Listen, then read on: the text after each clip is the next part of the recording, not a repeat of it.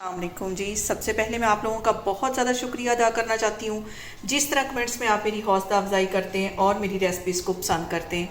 आज मैं बनाने लगी हूँ आलू गोश्त का सालन, जो बहुत ही टेस्टी बनता है और बहुत इजी तरीके के साथ इसकी रेसिपी मैं आपके साथ शेयर करूँगी।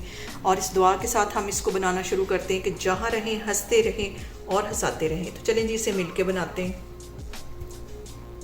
और यहाँ पे मज़ेदार सा आलू गोश्त बनाने के लिए 1 किलो के करीब मैंने मटन का गोश्त ले लिया है और इसे धो के अच्छी तरह मैंने फ्रीज़र में रखा हुआ था। इसके साथ ही बड़े साइज़ का एक प्याज है, ये इसमें चला जाएगा और तकरीबन 5 से 6 जवे लहसुन के चले जाएंगे।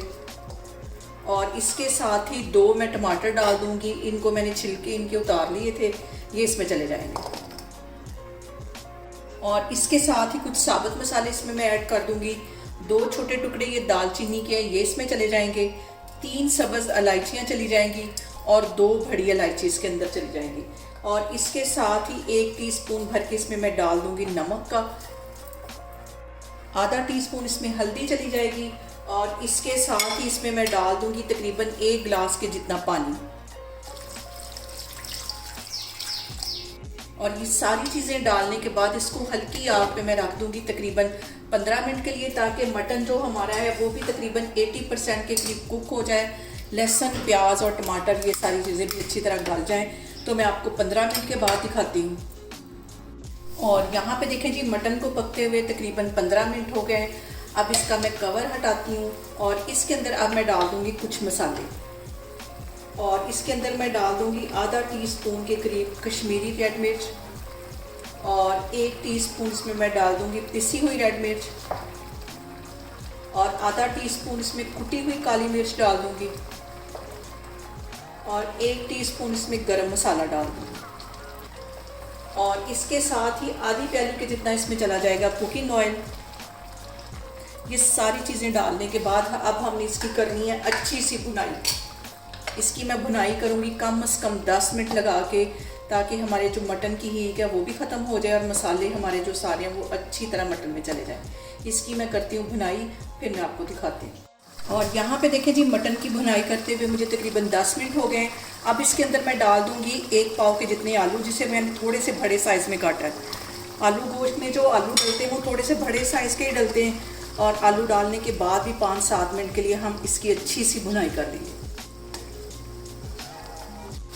और यहाँ पे देखें जी, आलू गोश्त के ऊपर कितना खूबसूरत कलर आया है। और इसकी भुनाई मैंने तकरीबन 15 मिनट की है और पानी का छींटा दे के इसकी भुनाई की। और यहाँ पे जो सबसे अहम बात हमेशा की तरह वो एक ही है कि आपने मेरी रेसिपीज़ बनाते वक्त घबराना नहीं है। बिना स्किप किए हुए आप मेरी वीडियोस देखें। और अगर अभी तक आपने मेरे चैनल को सब्सक्राइब नहीं किया तो प्लीज़ इसको सब्सक्राइब करें। 2-3 मिनट के लिए इसकी मज़ीद मैं इसी तरह भुनाई करूँगी। फिर इसमें मैं पानी डालती हूँ, फिर मैं आपको दिखाती हूँ।